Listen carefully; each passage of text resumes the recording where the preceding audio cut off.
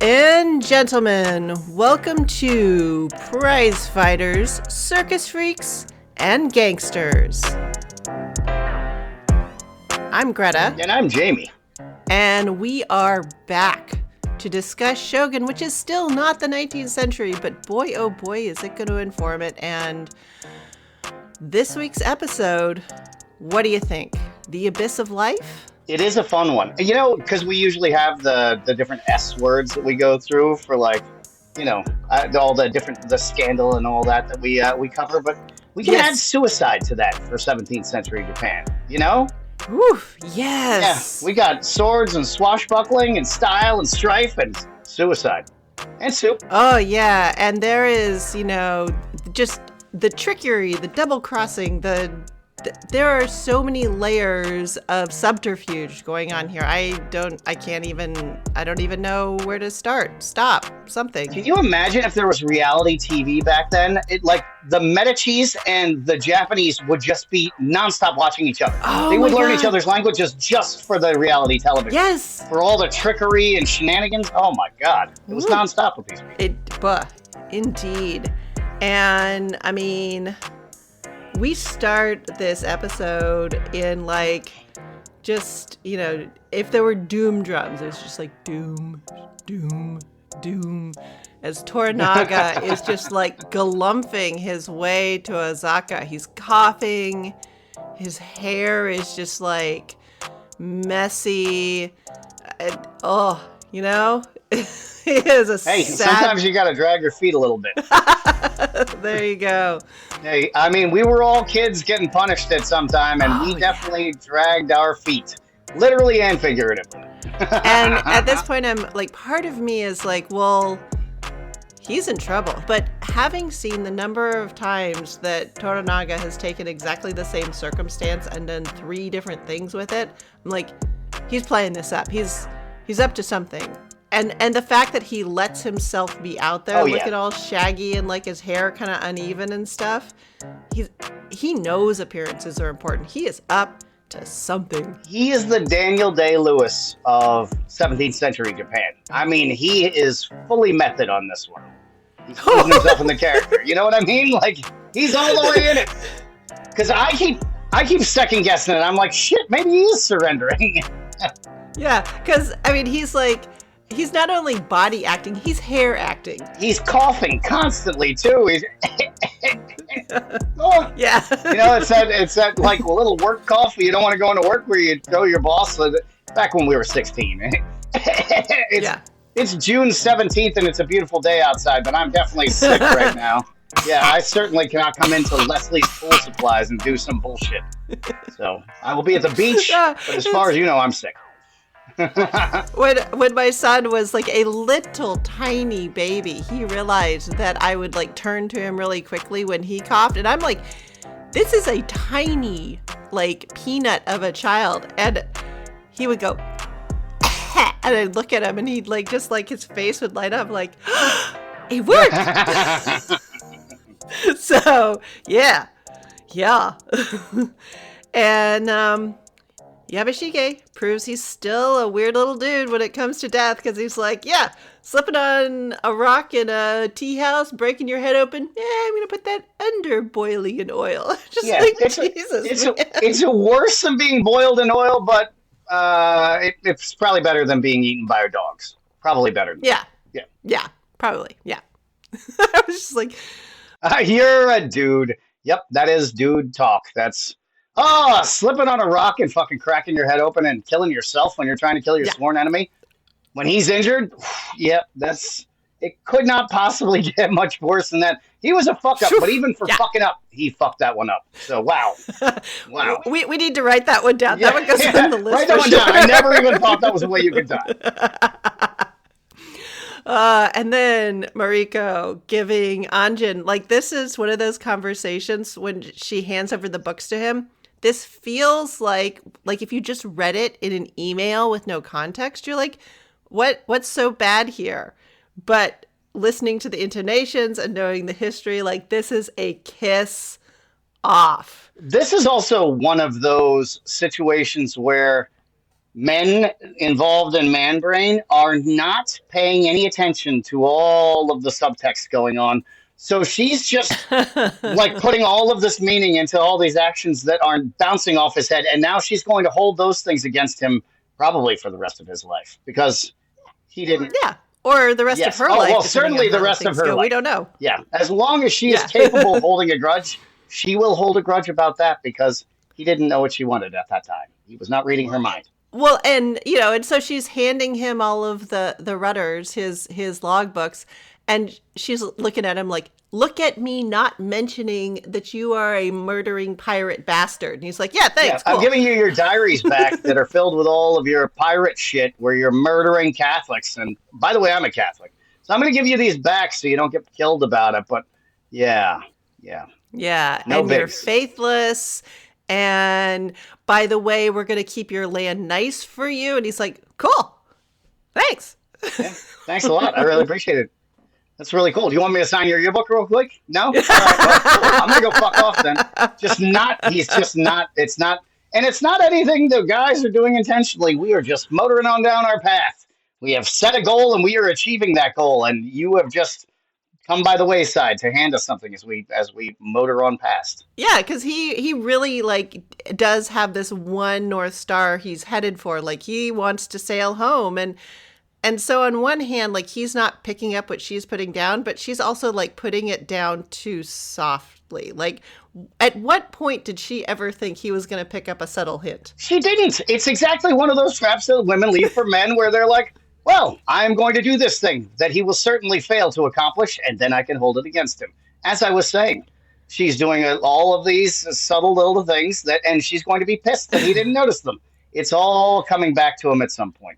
Okay, yeah, we're gonna between Mariko and some Buntaro, there's some good stuff to talk about there. But yeah, I do love that Anjin goes, hey, look, I may be dense as stone, but even I know Osaka's a trap. And Mariko's like, maybe so, but see, bub, I'm already in a trap. My whole life is a trap, so potato. Ooh, yeah. So what did you think of the terrible couple of Ishido and Ochiba? Well, they're so hard to read. They're so their faces have no expression on them whatsoever. So it's just what in the fuck am I looking at? I can't get any sense of them at all. She has nothing but contempt for this man. So yes. And she's a consort. So it's all right, who are you looking down at this man? But she's looking down at him because she had the Shogun's son. So all right, so she's got that over this guy, but still, she's looking way down on this man. She talks to him like he's garbage. He follows her around like she's a little puppy dog. He's the puppy. He's the puppy. Yeah, he's the puppy. Yeah, and it's bizarre as hell. And meanwhile, even everybody is looking at her like, leave this man alone.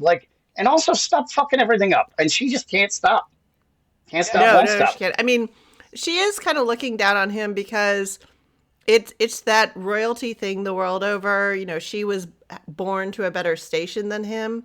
And then he literally has a job for a living. He's a bureaucrat. He has a job that he has to do, whereas she spends her whole life just sort of doing all of these decorative forms of life. Yes. So she's partly looking down on him for that, but also, she's also the gif of that lady having hot dogs thrown at her face basically for her whole life. And so she's a little bit oh, you too? Okay, fine.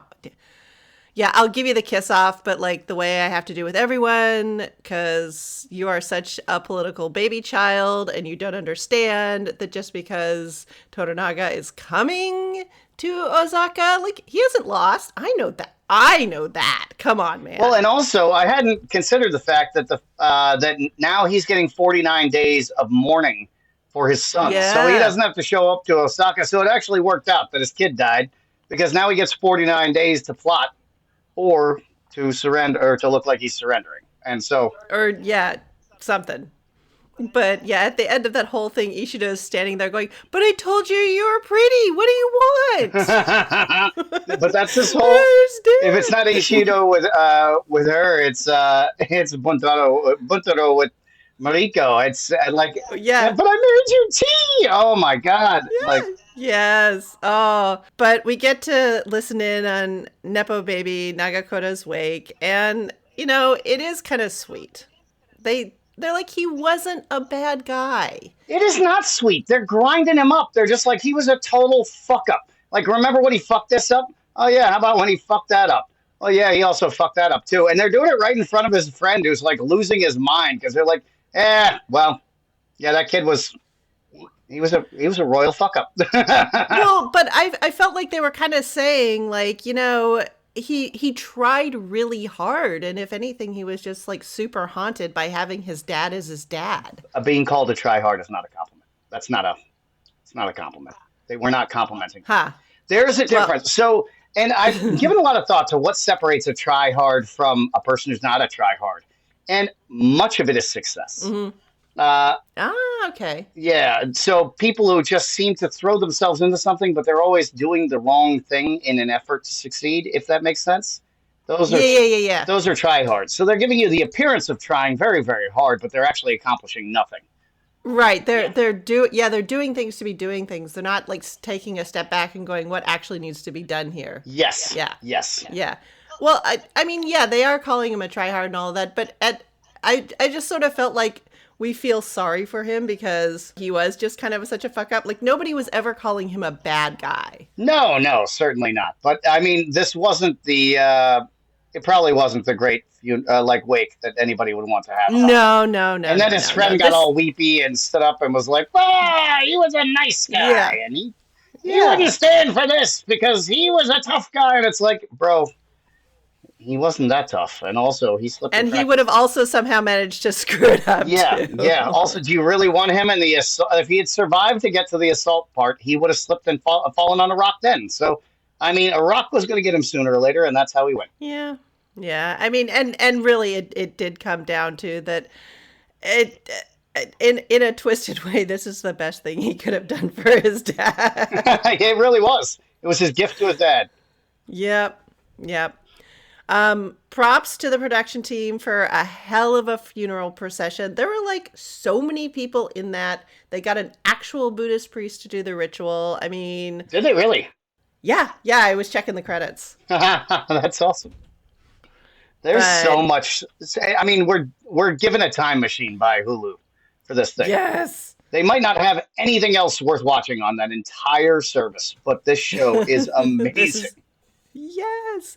And if nothing else, my terrible intrigue loving heart was like, see, from always, people have always been doing shit talking and gossiping in funeral processions, doing, protests of something like, this is not the time, this is a funeral. I'm like, yeah, people have always been using that for that. So. There's literally always somebody at every funeral going, this is not the time for that. Have some decorum.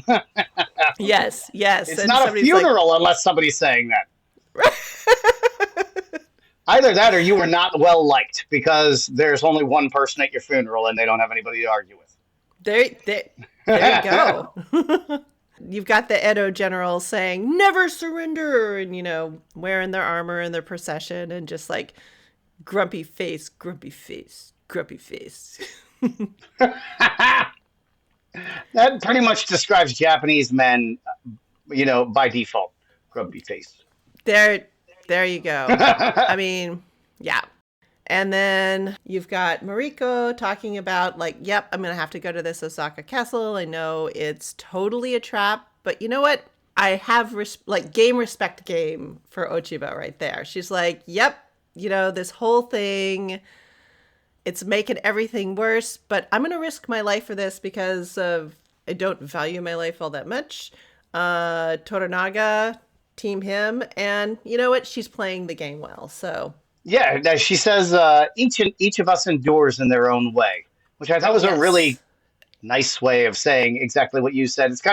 It's a really nice way of saying every man for themselves, or every woman. Yes, and then Bujiro comes in. He's like, hey, I'm being chill. Ciao, Lady Ren. Like, all good. And then the ice and the animosity between them. Lady Ren's like, I could go. Should I go? I could leave. Yeah.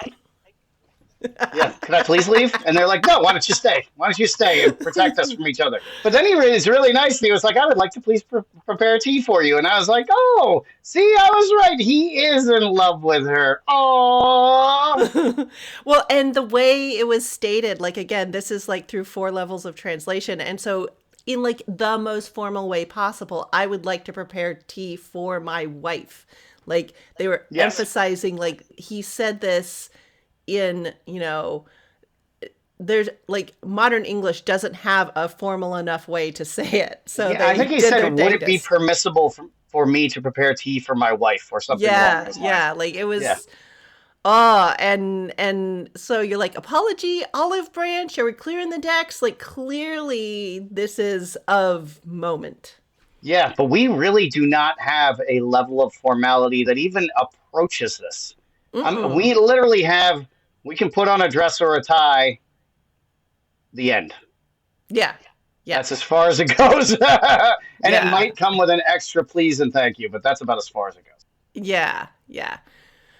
So we move out of that, and then we get to see kind of plebe housing as it's being built in Edo. And we've talked about the lack of city planning. That is the opposite of what's going on. Like they are building these houses right up next to each other, so many houses per row, so far apart from each other. Like the planning that's happening in this city as it's just like whoop being built around us is, my mind is exploding over that. Isn't it amazing to just see once in your life like city planning done correctly, even if it's just in a fantasy land where we'll never be able to go to this place where like the sewers work and all the infrastructure is perfect, but like if we could not be American for 5 minutes and just live in a place where they were like, we have a plan and this is going to be great, and then they do the plan. I want to live in that place, Finland or Norway or Scandinavia. I feel like they do that. They're like,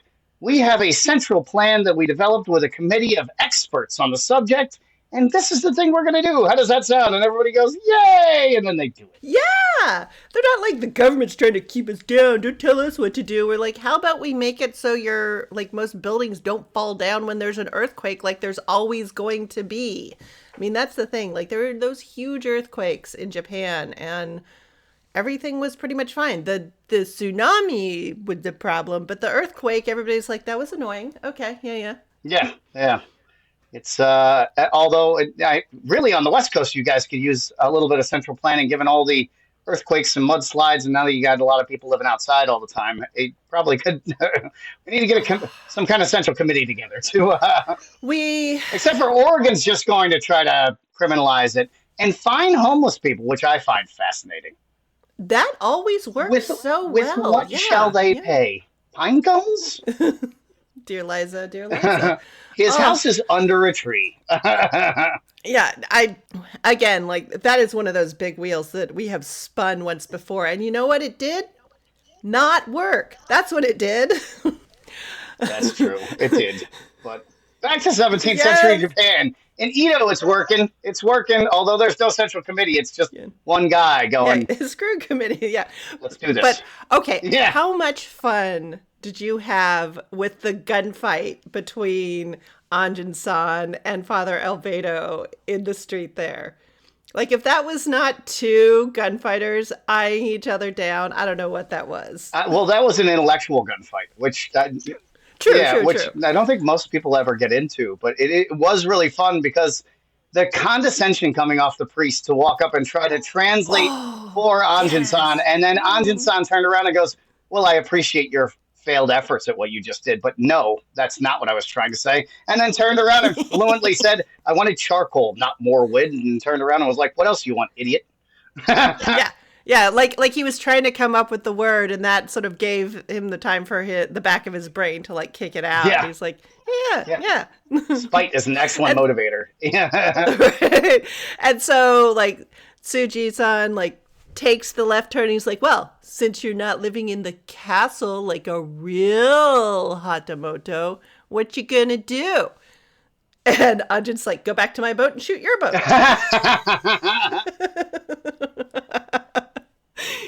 And then, in your dress? You're going to do that? You're going to wear your dress to shoot my boat? Mm-hmm. Yeah, my clean dress. Yeah, that's what I'm gonna do. I'm gonna go do that. It was pretty funny. It was like you're gonna do that wearing that outfit. That's not something you generally hear out of a guy. That's usually that's Yeah. usually a high school girl saying that. Oh yeah, you're gonna do that in that outfit. But And it was really fun because he looks up and down on Father Alvedo. He's like, "Well, you're wearing a dress too, bub."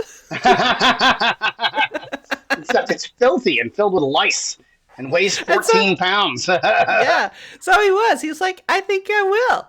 And then Father Alvedo, Tsuji-san, sort of walked away. He's like, "Fuck, how did he win that?" Yeah. Somehow he won that. He won that in 3 different languages. Fuck.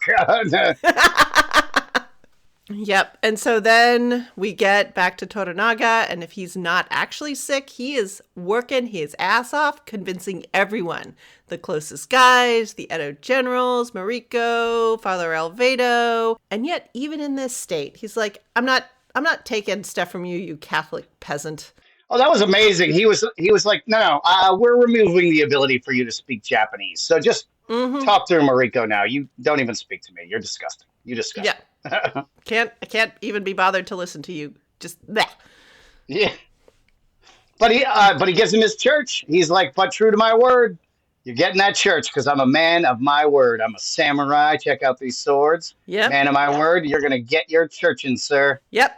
And I also did like the thing where, Tsuji, Father Alvedo, is like, yeah, I don't know why, but this Ochiba chick, she's like mad at you. Do you have any idea why? I mean, what? Dames. And Toronaga's like, I'll play along with you. Yeah, dames. Okay. Yeah, sure. Anyway, yeah, have your church. Oh. And, but if you get your church, I need you to go to Osaka and tell them what you are seeing here. I mean, the whole thing there. I didn't pick up on that at all. And then he went out. So he goes out in the hall, and the old, what's that old guy's name? Hiramatsu. Yeah. Yeah, he's like, so he goes out and he's like, all right, it's on. We're gonna fight because he just said he's not letting a priest go tell anybody anything. So he just sent a priest out to go tell these people it's on. So like, it's fucking on. We're about to go do this shit. Yeah. I don't know what's going on, but he's up.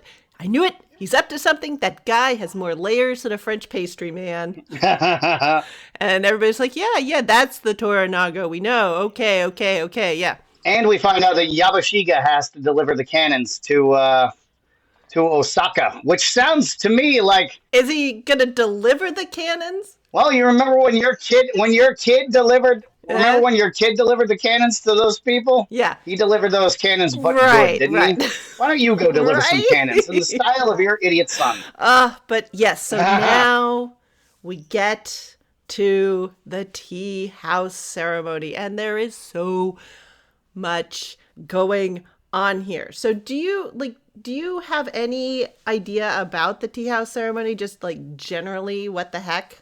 I am well aware that the Japanese samurai were expected to know like 3 cultural things perfectly: tea ceremonies, flower arranging, and poetry. Like, because they had to be able to do a death poem, they had to be able to arrange flowers for I don't know what reason. But it was an essential part of and the tea ceremony. I knew it was essential, but I didn't know really anything beyond that. Yeah. Yes. Yeah, I mean, and it's really kind of right at this period.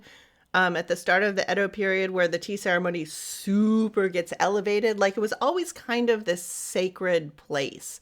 Like, people talk about churches kind of being sacrosanct and, being a place where people can take sanctuary and like that everybody comes through equally. Like, you supposedly are supposed to have no rank in a church. You're all the equal before God, even though that's not how we've done it. The tea house. What about the dude with the big hat? It seems as though he's sort of in charge. Yeah. The bigger the hat, the more in charge. Well, and like all of these churches, like the rich people sit up front and anyway. And their own secret entrances and shit. Right. Yeah. But the tea house really does kind of embody that. I mean, first of all, it's a small space. Like, you can see that they built it for this show. using paintings and descriptions from the 17th century. So they really like work their asses off to pull this one off. But so first of all, you don't even walk into a tea house. You like crawl into it. You get on your knees and shimmy forward. Right. Which almost no American could do at this point. So like right now, every American's like, well, I'm out. Yeah. I have to kneel? Nope. Yeah. And so there is this like great equalization. You can't bring that many people in, and the tea house is placed in a garden. So there's like this whole contemplative thing, like even just coming into it. So yeah, there's a lot just even getting in there. And so you can see like there's the instruments on the floor. There's that poem on the wall that is chosen specifically for that occasion. Like somebody running one of these tea houses will have like a storehouse of these poems. Somebody will either write one or choose one that's perfect for whatever your purpose is. So since Buntaro is like, he's doing the tea ceremony, he chose the poem one way or another. He chose the flower that's there. Oh, okay. Like this is all with Mariko in mind and whatever he is planning to do. Okay. So again, unlike sort of Western churches where like you're like, oh, glory to God, and I'm going to gild the entire church in gold and, have like special fancy seats and lecterns and whatever. The tea house is very, very prescribed. There's 2 pieces of decoration in there, period. Okay.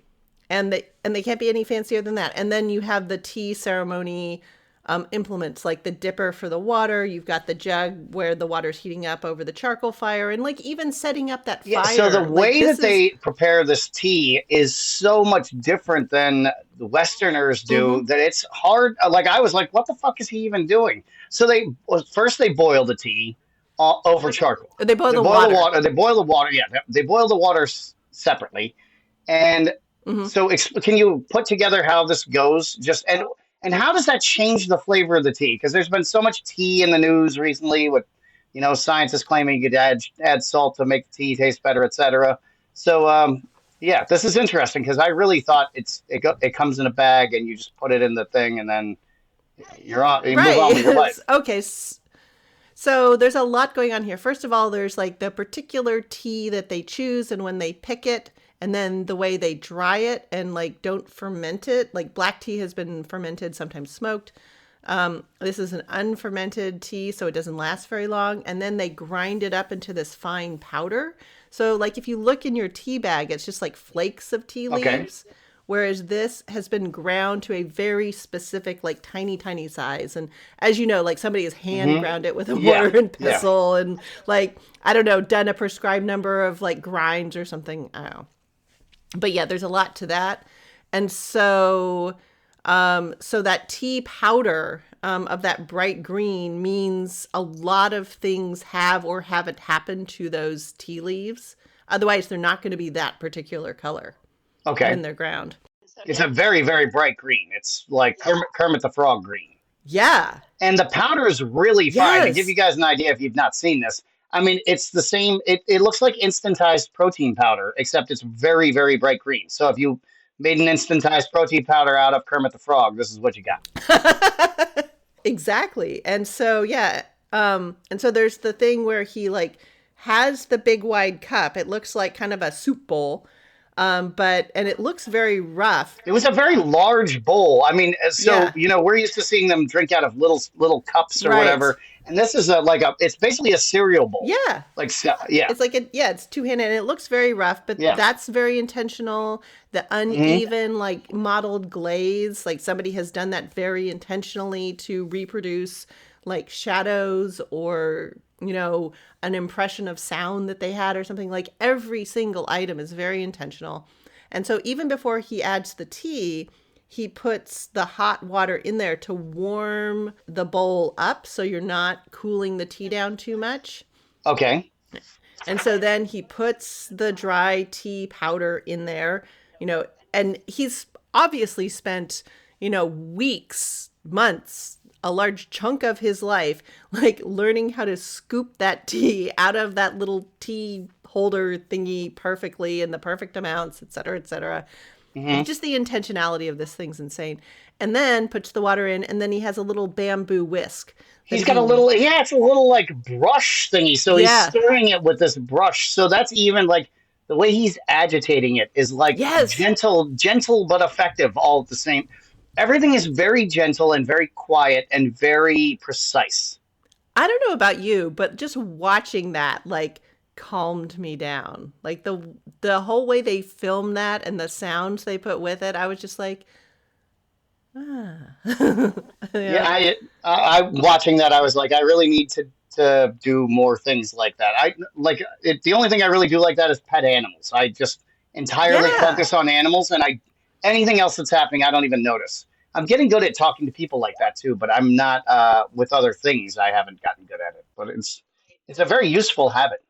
Yeah, and even when talking with people, your brain is still going much more, whereas this, part of it being so prescribed is you don't have to be conscious about it. Exactly. That's the goal, that you're so practiced at this that this is all unconscious. But yeah, I mean, he like gives her the tea, and there's that cloth and the way she holds the bowl and turns it around. Like everything means something. I don't know what they all mean, but they do have meaning. And then, she drinks the tea. That's sort of the end of this ritual. And then they have put themselves on this equal footing, and then they can start basically pouring their hearts out to each other.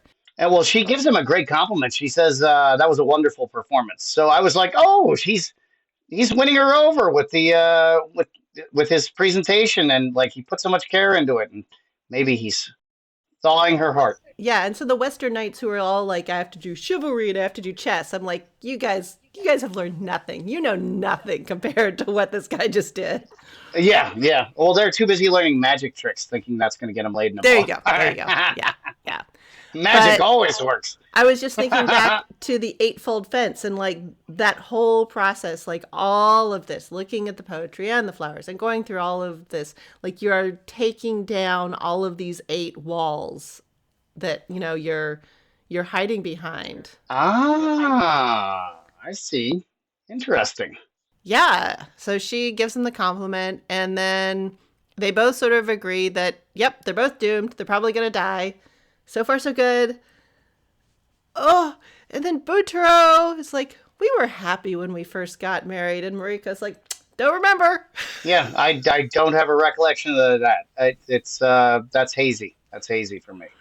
But again, like, okay, we're doing this, like, bearing our souls to each other. And he's like, so, you into that Anjin dude? Just tell me. We're in a safe place. And I am not going to dignify this with a response look that she gives him. There's a lot of the two of them looking at each other in this. They're like, it's more with their eyes and their facial expressions than it is with their speech. Yes. Yeah. No, the eye acting in this whole series so good. So very good. But Buntaro, he's not gonna let that lie. He's like, yeah, so we're gonna die anyway. How about we die together? That would be cool. That's a couple. You wanted to do suicide, and we could do suicide. Like, I could kill you, and then we could kill each other. We could do a little murder suicide action. It might be fun. Yeah.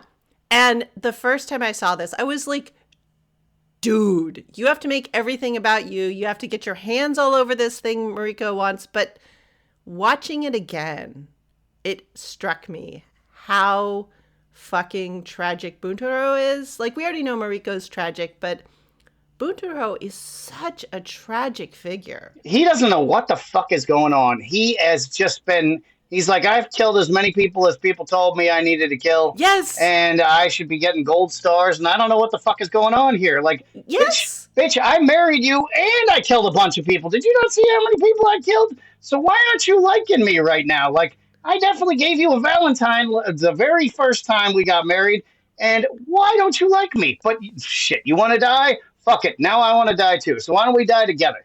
And at least that way we could be together in death. And she's like, are you fucking how dumb are you? How dumb are you right now? You really... And he's like, I am following the rules so hard. Like, every single rule about how to be and how many people to kill. And I am following all of the rules. Why is this not working? I even took a bath. Nah, he likes the baths. Nobody's mad about But he that. looks like one of those guys in Japan who bathes under duress. Like, he is just pissed off about everything. He's like, I don't even want that water to touch my body. I want to bathe in hate. And this is where, like, last episode, I was like, he's never thinking about her happiness. He never asks her what she wants. I was like, because he has been told over and over to not do that. Oh, no, he's definitely a guy who will propose a ski race to win the heart of a girl. Or not to win the heart of a girl, just to win the girl. Just win the girl. Yeah. Because nobody gives a shit what she has to say. Just, bitch, shut up. Yeah. And because he's like, I am following all of the rules I have been given. I am following all the rules as hard as I can. Why isn't it working? I felt suddenly I was like, I still think you're a problem, dude, and I wouldn't want to live with you. But now, like, I understand you are a tragic figure. Yeah, I got a little misty-eyed for him in this one, actually. Even though he's a pile of shit, I felt bad for him. Not at this scene, but yeah, he did the tea ceremony perfectly. He is following the rules as hard as he can, and he's just like, it never occurs to him, I'm following the rules as hard as I can, and it's not working. Maybe I should try something different. Yeah. It's like he read the love languages book, but he just decided, like, without asking her, he was like, her love language is tea ceremony. It definitely is. Like, I got this locked up. I know her really well. I don't even need to ask her. Right. Well, everybody's told me I don't need to ask her, and I'm following the rules. Yeah. I even killed like 3 people after I asked them just to make sure. But yeah, in a weird way, they're kind of like backwards Romeo and Juliet, where the Romeo and Juliet tragedy, and they're like just breaking all the rules left and right, talking to each other and chaperone, buying poison, whatever. Whereas these guys, Buntaro and Mariko, follow the rules real hard, and they are just out there talking to whoever they want, buying poison. I love your synopsis of Romeo and Juliet. Well, there's these 2 damn kids, they are rapscallions, and they're just out there talking to whoever they want and buying poison. It's the wacky tale. It's a wacky the teen rom-com Romeo and Juliet as Greta, you are going to set the world on fire with that one. Well, enough with this inscrutable tragedy. Let's skip to a very familiar kind of tragedy, or at least familiar to us Western people, where we've got Anjin. He's gonna finally see his guys, right? He's so excited. This is gonna be great. They're gonna get on the boat and they're gonna go home, and it's gonna be awesome, right? Wrong. Right? Wrong.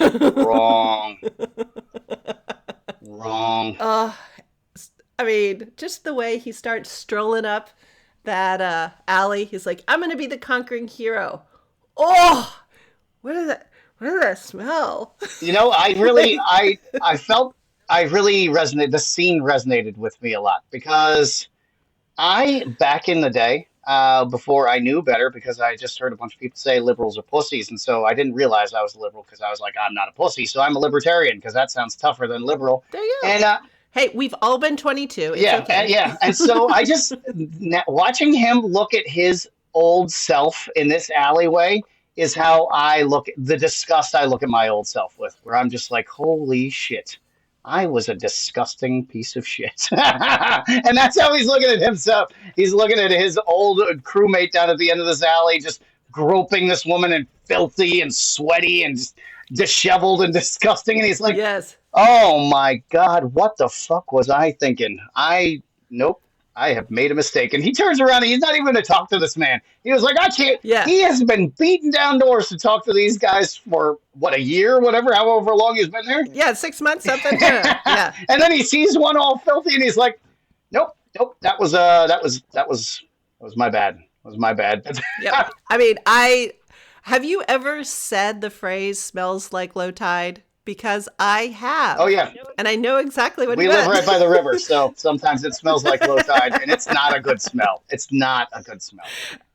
And probably what we're smelling when we're going, like, whoa, smells like low tide. Nowhere near. No, nowhere near British 16th century. Oh. Yeah, because the late 16th century Billingsgate when he left there. Oh boy.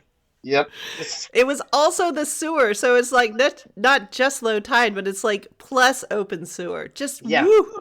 Yeah. It wasn't just fish shit they were smelling, and it was everyone's shit that they smelled at low tide. Yeah. And he's like, I need a bath just from standing at this end of the alley. Yeah, and the Japanese guy is like, yeah, your men are down here. It's like, please get them the fuck out of here. They've drunk all the liquor and they smell disgusting and we want them out. Yes. And so he's like, I can't wait to get you to these guys. But he's like, okay, he sees me. I gotta. And there's a lot going on with Solomon and the other guys that they didn't bring back. But he's just like, yeah, you've left us here to stew. And so we already kind of knew this was your fault, but we have like super attached every one of our woes upon you. Yeah. Like, we're not just mad. We hate you. You're the whole reason we're here. Because everybody blames everything on this goddamn man and his boat. Oh, yeah. In a way, because again, John Blackthorne, not narcissistic, but he definitely regards himself highly. He's like, yeah, I did kind of have the power of life and death over you guys. And, like there's a lot he doesn't want to confront here. So yeah. And then he beats his old buddy down because the guy's like, you better take off those Japanese dresses, you weirdo. You can't be Japanese. Take off your dress. Yeah. It just, goes downhill. Just, And he's literally between a rock and a hard place. Like, he's said, fine, Toronaga doesn't want me. Oh shit, I can't go home with my guys. Oh, but first, before that, he pulls another Joe Pesci move, because it's one of those where he throws this guy a beating, and then he's like, ugh, you got your blood and shit all over me. You're disgusting. And he takes off his jacket and throws it on him like, I gotta burn all these clothes, which was totally a move from like Goodfellas and shit. Like, when they beat down somebody gross and they're like, you got your blood on me, and beat him even harder. Yeah. I can't believe you made me get your blood on me. Yeah, exactly. And you ruined my shoes. Yeah, yes. Oh, totally. These are a real alligator. And so we get to, like, I didn't realize how good a pair Anjin and Yamashige are. And the show just says, I can't believe you've been missing this, so we're going to make you get it this time. I love that guy. Yamashige is the best, because he's the gruff, always irritated, but like bemused about his fate. He's just like, I'm getting fucked again. Ha ha! I'll make a joke about it. Yeah, and that whole thing where Mariko's like, so you want to work for him? And he's like, I don't want to work for him. It's just like, I'm fucked. So if I have no other choices, like, I could do worse, but I can't do any better. Yeah. He's like, Yamashige's a shithead, but he's my shithead, and I love him. Like, right. He's a lovable shithead. There's clearly that like buddy cop energy that they have, and they've had it right from the very beginning. So I love this. Hopefully we'll get like a buddy cop spinoff of these two after Shogun ends, and they'll just be like buddy cops in Edo, just righting wrongs and bringing justice to the wicked. There you go. And Mariko's like, you're giving up on Lord Toronaga. And it's like, I can't believe you're giving up on Lord Toronaga. But no, Lord Toronaga cut him loose. And so he's going, because he doesn't understand what the plot is, and nobody's cutting anybody in. So he's going, well, shit, I don't have a master now, and I want to go fight these people. Right. I don't want everybody to just wait around to die. Like, I want to help. So he's trying to, like, well, you want to do something? Let's go do something. This man's going to go off and die anyway. He's not going to be your boss in a week. Like, fuck it. Why don't we just, you can call it a week's severance and just get it moving now. Right. Yeah. So it seems like in his eyes, he's trying to do the right thing. Right. Yes. And I think Yamashige even sees he's trying to do the right thing. Yeah. So, and he makes a really impassioned plea. Like, I've kind of liked you ever since I first saw you on that cliff, even though we both hate each other. Like, we had a mutual respect, and like, let's go down swinging like you wanted to do out on that cliff, rather than going down and just like getting stabbed by some guy you hate. Like, why don't we do this together? Yeah, and everybody's looking at him like, dude, you don't understand how this works. Like, I bet Anjin doesn't even know that there is like this 49-day clock that they're waiting out. And he's like, come on, chop, chop, let's go, let's go. I've got an idea. Got to do it right now. And everyone's like, just sit down, calm, be, chill. Wait. Yeah. Do you know how many plots are going on right now? Like, just chill out for a second. and also Yamashige is pointing out, like, look, yes, I love being the master of my own fate, but where I am on this ladder right now, betraying Toronaga is not a good option for me. So, yeah. Anjin, when he turns to Mariko and says, loyalty becomes senseless when the order is suicide, I was like, like, yes, I get that, but you, Anjin, would totally send people on a suicide mission. And also, Japanese society at this point is basically based on suicide. Yeah. I mean, if it doesn't run on electricity, it runs on suicide. So, but it is really funny. He's like, I can't believe anybody would go on a suicide mission. I'm like, you would order one, dude. You would. He fucking sailed to Japan and everybody died. He's literally the captain of a suicide mission. Yes, yes. So that was pretty funny. Like, he is. Like, whereas Mariko and Buntaro are, like, working very hard to, like, face truths about themselves, Anjin is doing the opposite. He's like, you're making me think thoughts about myself I don't like, so I'm going to punch you out. You know? Well, I will say that's basically every solution I had up until the age of 40 was, I don't like that thought. I'm going to go ahead and punch you about it until I feel better. Well, you know what? Being inside is a little stuffy, so let's get outside. Let's go for a walk in the swamps of Edo. Oh, this was the best part of the entire episode. Oh, yes.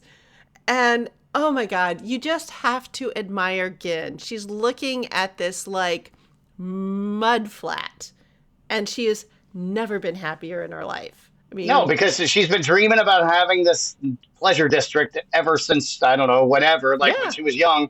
And this is now her dream is finally being realized. And so she is hyped. And then out comes our Catholic priest, because he's hyped too. He is psyched. He's like, oh, and the guy who's with him is like, yo, you got one of the best plots in all of Edo. This is a swamp. Yeah. They gave me a swamp. He's like, no, buddy. No. It's better. It's better than a swamp. It is the best.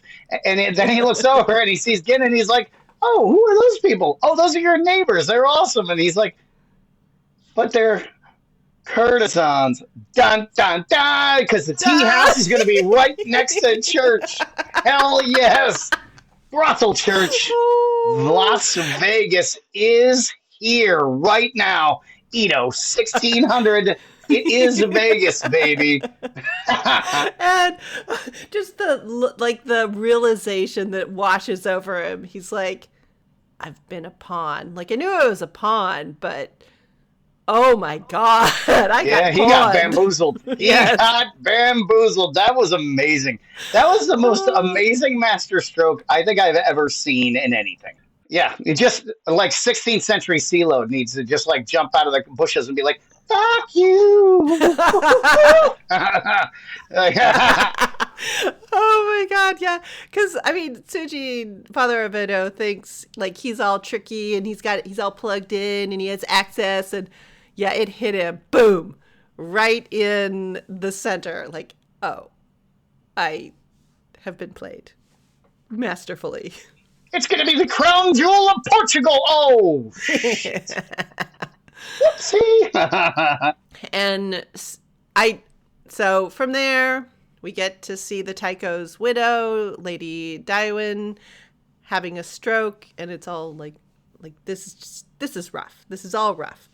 But at least they're making her comfortable. And I really loved this because it gives you this little peek into how Daiwin, like, as much as we're seeing Ochiba as this whole schemer and like she's creating all of this complexity and everything, when Daiwin, like, her dying words, look what I made, I'm like, oh, she's the one who set up this whole game board. She's the emperor. She has the electricity fingers. We just never saw them used. Right. Yep. Like, everybody who's in their spot now, she's why. And the fact that they only give us this like little like peek behind the curtain and they're like, that's it. Nope, that's all you get. Doop. Yeah. Bop. And we're like, what? She's Darth Vader? What is happening now?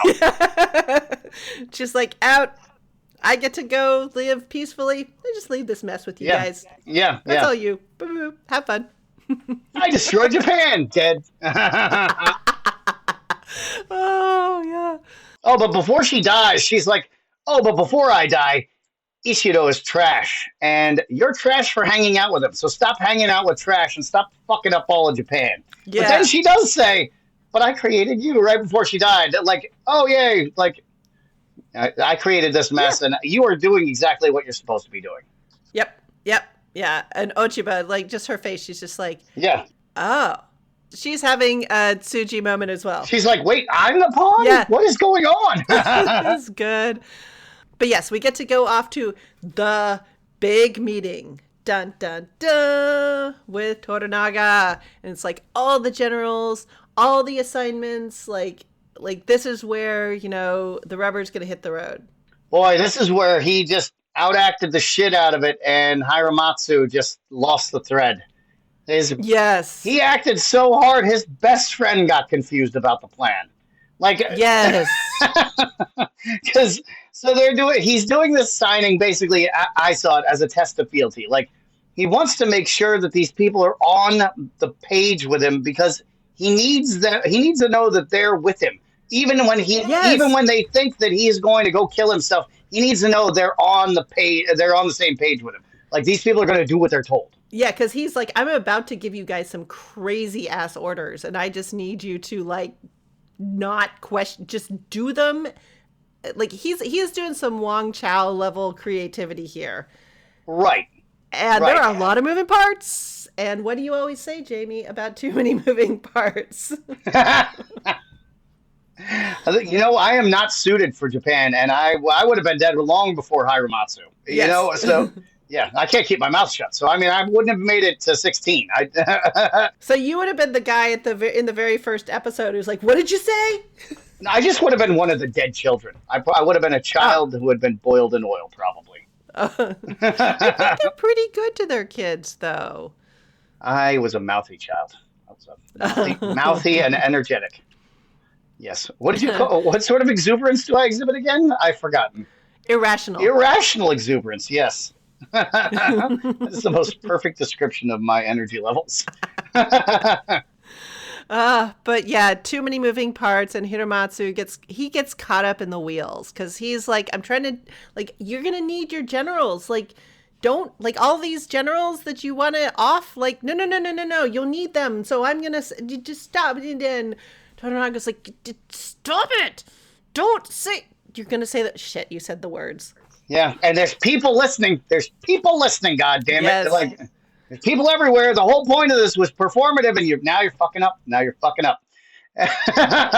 And he's like, I'm gonna kill myself if you don't tell me that this is all fake. And he's like, if I tell you it's all fake, then everybody will know it's all fake. So you're gonna have to kill yourself now. What the fuck are you doing, man? And he's like, tears are in his eyes. He's like, genuinely, you've put me in a position where I can't do anything other than let you kill yourself. You're a jackass. God, I can't believe you're fucking this up. Okay, and so this is where I watched it through once, and then this is where, before I watched it the second time, I was like, Buntaro is a tragic figure. His freaking dad makes him be his second. I was like, What the fuck went on in that home?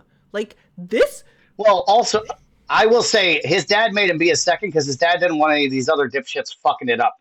Like, he didn't want 9 strokes to get his head off. But Buntaro still waited too goddamn long because literally at that time you were supposed to wait until the person cut into themselves. The second the knife went into the stomach, whoop, you got his head off. So you wanted a guy who was fast as hell. That's why I was like, oh, he chose Buntaro because Buntaro's going to get the job done immediately. That's his kid. He had to saw himself in half before Buntaro was going to cut his goddamn head off. It was insane. That guy sucks on every fucking level. Having some feelings. He doesn't have any feelings. His only feeling is murder. No, it's not. I mean, it certainly, like, it looks that way, but, like, what was going on in that house? Like, Buntaro didn't get that fucked up just because he's that way. Like, he obviously, some stuff that was going on at home emphasized whatever sort of like homicidal personality traits that dude had. Oh, well, maybe he probably bumped his head once or twice and had a little CTE. I'm sure he had all the hallmarks of a serial killer. He had mercury poisoning. He had heavy metal poisoning. He had head injury. He had child abuse, and he had some traumatic event while he was a child. So I guarantee you, all those things were there. So yeah. But just like the guy, saying, "Hey kid, chop my head off." I was like, "Oh wait, I missed. Like, I am less mad at Buntoraga. Like, it's really still. I'm telling you, that is a thing dads do. It's my dad, when he had brain cancer, literally made me promise him I would hold a fucking pillow over his face if he couldn't find some way to die on his own. And I was like, all right, fine, goddamn, Jesus Christ. Yeah, I mean, but that's one thing. It is a thing dads do. It's what dads do. And it's just like. But the fact that clearly he was good at it and was, I don't know. What? The fact that he was good at it means that his dad needed him there more than ever. Because again, you don't want. Yeah. I mean, we were around for the early internet, so we saw a lot of weird ISIS videos and shit, and we know how long it can take somebody to get their head cut off. I never looked that up. I completely admit to never wanting to know. Well, you didn't have any friends who would just send you shit without telling you what it was. Nope. See, this is what, what I said, maybe we would have hated each other, and you're like, I wouldn't have hated you. I'm like, maybe it was me who would have just like not have had the time of day for you. Like, maybe I was projecting onto you. Maybe I see how it is. All right. Okay, then. There we go. So maybe I've grown a little, possibly. Well, maybe. I hope. Thank you for stooping to my level. Figuratively and literally. Since you basically have to bend at the waist to give me a hug. Yep, we get through that. Oh, and his dad tells him, not only do you have to chop my head off, you cannot die immediately afterwards. No, you have to go on living because I want you to feel the pain of loss or something like that, he said. Of being denied. His dad hates him. His dad hates him. Thank and you. Also, his dad knows that he's been denied by Mariko his entire life because he likes Mariko. So I think that he hates that kid, and he's always hated that kid. Thank you. It's just one of those where he's like, yeah, that kid's just fucking bad, and I've been waiting for him to die his whole life. He just keeps surprising me by living through shit. Yeah. So, which I think is what the conversation he had with Mariko. So it was probably a final fuck you, but also he's probably the best maniac in the room with a sword.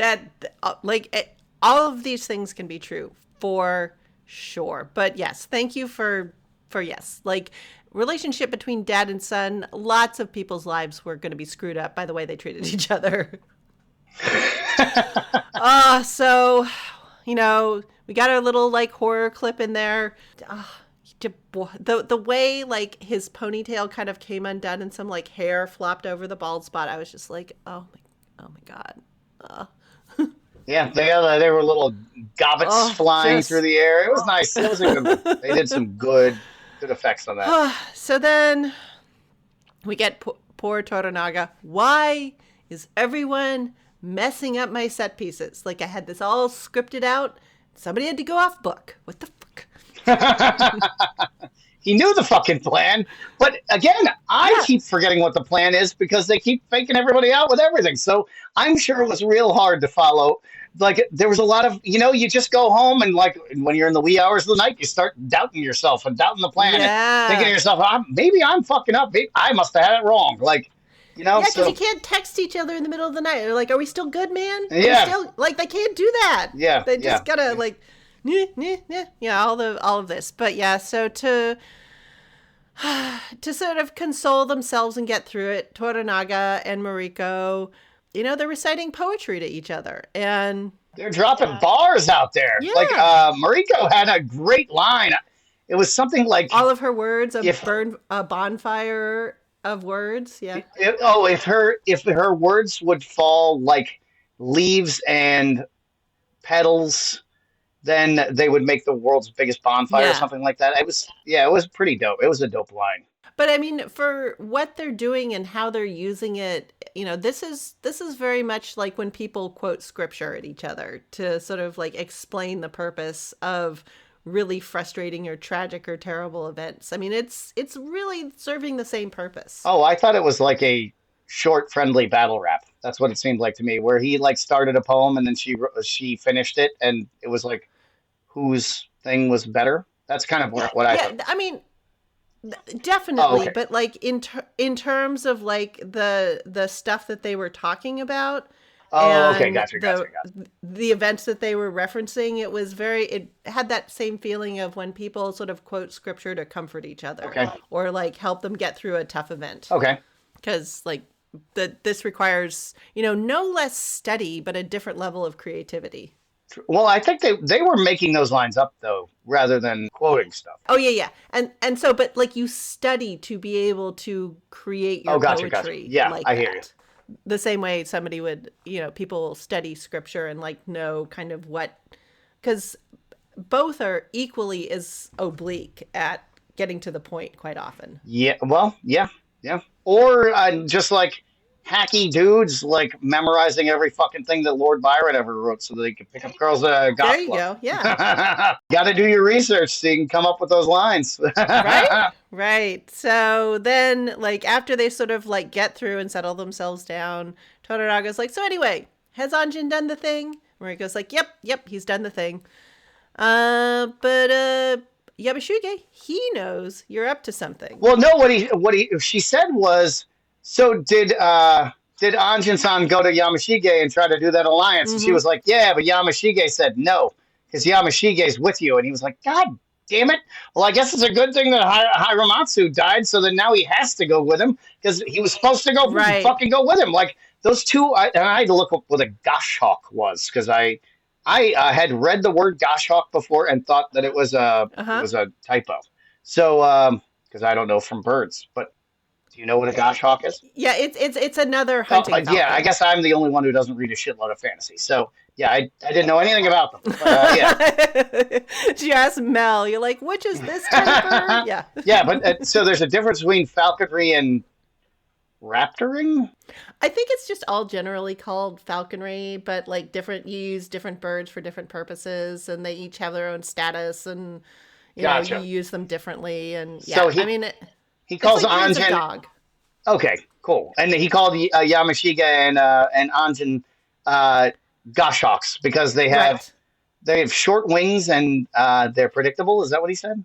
Yeah. And so basically what he's saying about them is like you just shoot them in one direction. Like there's other there'd be other birds that you can like send up, and like, because in the very beginning there was the one that like went up and like circled and like dove out of the sun, and whereas a goshawk would just like point A, point B. None of this like being tricky stuff. Gotcha. Yeah, I was kind of thinking it in terms of like the Air Force, and they were like fighter bombers as opposed to like actual bombers flying overhead. Right. Yeah. These guys got to go get something. Right. And it's like, I didn't want it to go this way, but at least, I'm all in, and this will get everybody else all in. By the way, Mariko, are you all in? And she's just like, yeah. Yep. What else am I going to do? I'm in the middle of this fucking mess. Also, there's a civil war. My husband's a psychopath and wants to die and kill me. Yeah, my life couldn't possibly be going any worse. So why not just go into some more danger? Is it away from my husband? Get me on that ship. Get me the hell away from that maniac. This sweaty lunatic. So I thought that was the end, but nope. Then we get a little Ochiba Ishido, and she's like, well, yep, I'm on my own. And Ishido is like, everything's going my way. I'm going to get everything I want. Oh, that top he was wearing was fire, too. Oh, my God, that thing was nice.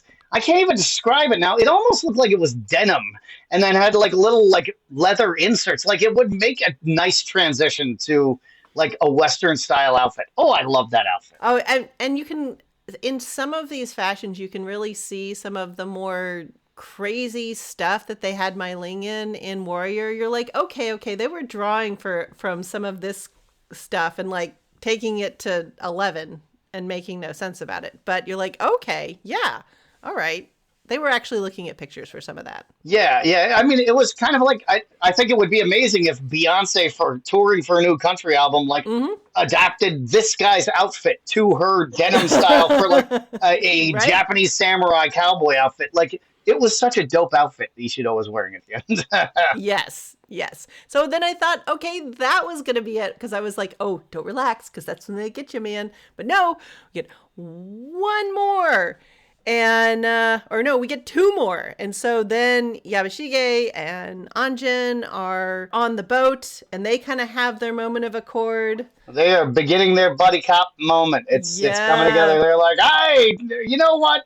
We should be best friends. I think we're best friends now. They're going to do karate in the garage. Yeah. They're like, yep, we're out on our own, so we're going to go do the thing. And then Mariko shows up with the letter from Toronaga, and they're like, oh, we're doing exactly what he wants. Okay. All right, fine. I guess that's good too. Yeah. Fuck, I thought we were rebelling. Damn it. And then Mariko's like, nope, here's your good conduct. Yeah, exactly. Well done, boys. Yeah. And I'm coming with you. But I'm like, okay, now that's the end. No, one more scene. And we walk through the funeral grounds, and he's dressed. His hair is like done, like the sticky up ponytail is like dead. Yeah, Toronaga, dead even on top. I'm like, okay, he's ready. He's ready to go. Also, so they've been showing his castle under construction the entire time, which I guess is Edo Castle. And does it not have you in mind of an iconic movie from your childhood the entire time? Every time you see it? No. It does not make fucking Death Star. It doesn't make you think of the Death Star. Every time they show it in the distance, I'm like, it looks like the fucking Death Star under construction. Like, that's just. Oh no. Oh yeah, because because there's so much Japanese influence in Star Wars. Oh, totally. I just feel like this is the proto Death Star. Like that is very possible. No, when the construction's going on, like I just got very caught up in how much Japanese 17th century house construction looks like post-World War II American construction.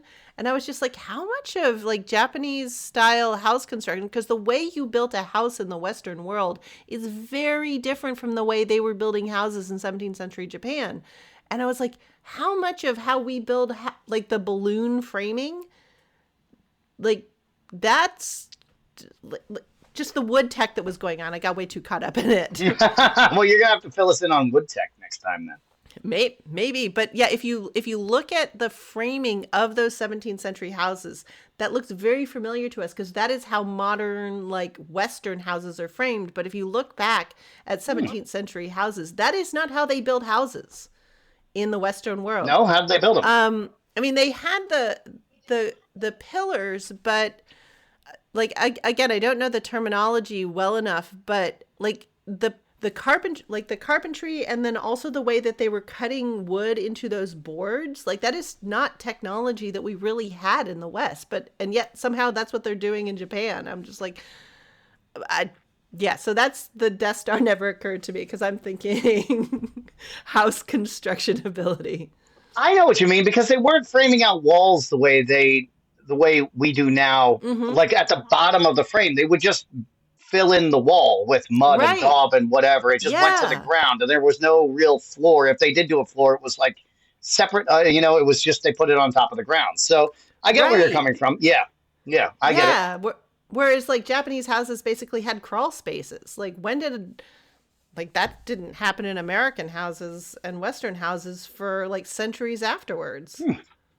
Well, that's something new for us to go down a wiki rabbit hole on. Right? Yeah.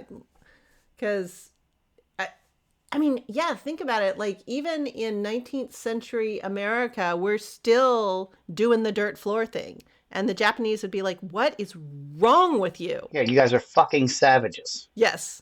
Yeah. Well, I mean, a lot of the houses in the United States still have dirt floors in the basements. Like, not all basements are finished. Yeah. And, which to me still seems crazy, but I guess. Why do I have so much mildew? What's going on? Yeah, we had to seal the hell out of our basement because this house had been here for 115 years, and with an unfinished, unsealed basement, and it just kept filling up with water. And it's like, what the hell is happening here? But whatever.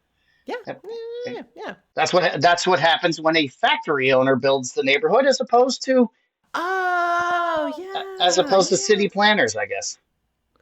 Well, those workers aren't going to live that long, so Well, why spend on their houses? let's not disparage them, however, because there was Milton Hershey. There was Milton Hershey, and he built a literal paradise for workers. Well, we've only got 2 more of this, and I really sort of feel like we are being set up for, like, a lot is going to go down in the next 2 episodes. There's so much speculation about what the spinoffs are going to be for this, because it can't end, So, we can't go without Anjin. He has to be doing something after this. Something, yes. Yeah. He is too much fun as an actor. Like, we just need this man in our lives. He's too crazy. It was really funny after he was just, like, super blundering around in the previous episode. Like, you could feel that he's, like, he super reined himself in. He's like, okay, I gotta be cool. I'm going to the big city now. And then, he gets alone with his guy, and just, like, all of his frustration of being, like, tidy and neat and small movements, he just starts wailing on him. And nobody's gonna give a shit if he beats the shit out of some random English person. It's not like, and plus he's a samurai, so he can basically do whatever he wants to. Yeah, they're just nobody, foreigners who can't even speak right. Yeah, and I think the Japanese guy who took him away from the scene at the end of it, the guy who was taking him there to be like, would you please get these guys out of here? I think he was probably like, oh, thank God this guy hates them too. Like, they can be changed. Like, we can make them into human.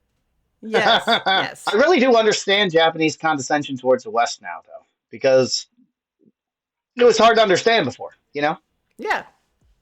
But it all very much makes a lot of sense. Yeah. It's very justified. All right, so got a whole nother week to wait before next episode comes out. So where can people find you in the meantime?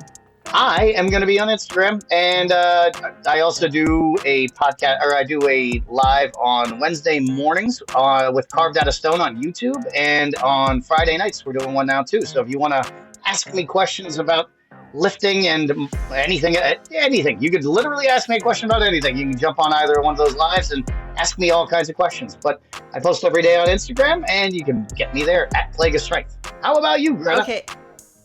Well, we'll have to get the information for those so I can stick them in the show notes so people can actually, find out where those things are. Cool. Carved Out of Stone on YouTube is... All right. Yeah.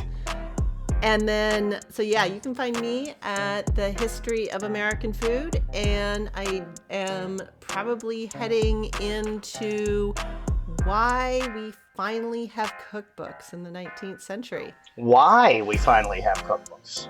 Interesting. Because paper is cheaper, even though it's still made out of rags. Yes, because I was like, we had cookbooks before. But books in general became very popular in the 19th century because the price of paper. Yeah, you didn't have to be insanely rich, and just, the whole cotton industry coming up. So cloth is cheaper, so paper is cheaper. And then also the mechanization of printing is coming along. We're getting past where you just you put them in, you have to ink it down, and you have to pull it one page at a time. We're starting to get a little bit faster than that too. So we're really moving from pamphlets into books, because it was a bitch to print a book before. Yeah, America is just breaking all the rules when it comes to mechanization. We are in a hurry, and that is why and that's the spirit that Anjin was bringing to Japan. Come on, what's all this sitting around? Let's go. I've got ideas. Let's do it. America is fully caffeinated and nicotined and in a goddamn hurry at this point. Well, so that's the thing you didn't mention about the tea. So that green tea they're spooning in is very highly caffeinated, right? That was matcha tea, right? And matcha tea is higher. People love to tell me about how high in caffeine it is. It's higher than coffee. Well, it's because the leaves are so barely processed, because the more you process tea or any caffeinated plant material, more of the caffeine is destroyed. And so if you're barely processing it, all the caffeine is there. Which is why they drink coca tea in Peru. Yeah, and so that's why blonde under roasted and green coffee is super high in caffeine, and the darker the roast is, the lower the caffeine is. Yeah, people always get that wrong. Always. They always think darker means stronger for some reason. Just means it tastes stronger, baby. Just means more burned. You just burned it. You burned the shit out of it. People who like dark roast coffee are people who like white chocolate and well done steak. Those are all. It's one. If that Venn diagram is a single circle, it's just people who make bad decisions. White chocolate isn't chocolate. No. It's poison. It's poison, and it should be barred. Sale for human consumption. All right. Well, we will be back next week with episode 9, and I think now we will probably have some explosions. Maybe, but I think if we're going to leave everybody with any parting knowledge, it is dark chocolate is the only real chocolate. Fair enough. All right. Have a great week, guys. We're on Instagram at PCG Podcast. And you can always reach out to us by email at pcgpodcasters@gmail.com. And you can find more dope beats like this one from royalraven.com.